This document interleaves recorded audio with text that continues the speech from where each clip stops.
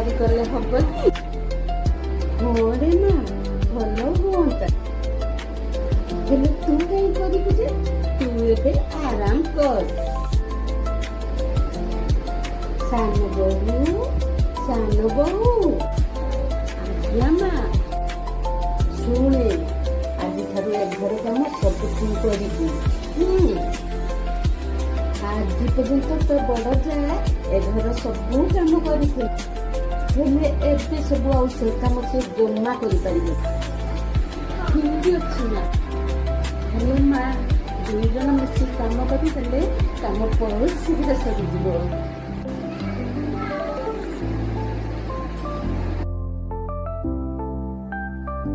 ବଡ ବୋହୂ, ବଡ ବୋହୂ,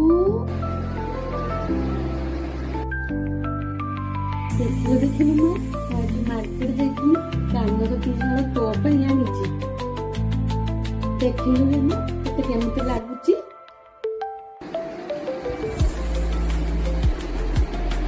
ହଉ ମା, ବହୁତ ସୁନ୍ଦର ହେଇଛି।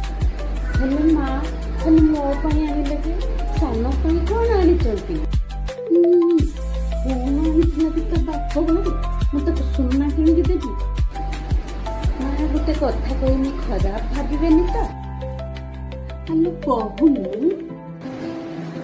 ମା, ଗୋଟେ ଶାଶୁ ଘରେ 2 ଯାଙ୍କ ଭିତରେ ଝଗଡା କାହିଁକି ହୁଏ ଜାଣିଛନ୍ତି? କାହିଁକି? ମା, ସେମାନଙ୍କର ଶାଶୁ ଶ୍ୱଶୁର ପାଇଁ। କାହିଁକି? ଯାହା ଦ୍ୱାରା 2 ବୋହୂଙ୍କ ଭିତରେ କେବେ ବି ପଟେନି, ଭେଦଭାବ ସୃଷ୍ଟି କରେ। ସେମାନେ ତ ଗୋଟେ ବୋହୂକୁ ମୁଣ୍ଡରେ ବସେଇକି ରଖନ୍ତି, ଆଉ ଗୋଟେ ବୋହୂକୁ ପାଦରେ ଧୂଳି ବୋଲି ବି ଭାବନ୍ତି। ସେମାନଙ୍କ ଭିତରେ ସବୁବେଳେ ଝଗଡା ହୁଏ। ହଁ, ମୁଁ କହୁଛି ନା, ମୁଁ କେବେ ବି ଚାହେଁନି ଆମ 2 ଜଣଙ୍କ ଭିତରେ କେବେ ବି ଝଗଡା ହଉ ବୋଲି। ହଁ ରେ ମା, ମୋର ଭୁଲ ହେଇଯାଇଛି। ସାନ ବୋହୂ, ମା ରେ ମୋର ଭୁଲ ହେଇଯାଇଛି। ଠିକ ଅଛି ନା? କେବଳ କଣ ଅନ୍ତର ଦ୍ୱାରା 2 ଯାଙ୍କ ଭିତରେ ମନାନ୍ତର ହେଇଥାଏ ନା ଅନ୍ୟ କିଛି ଅଛି? କମେଣ୍ଟରେ ଜଣାଇବେ।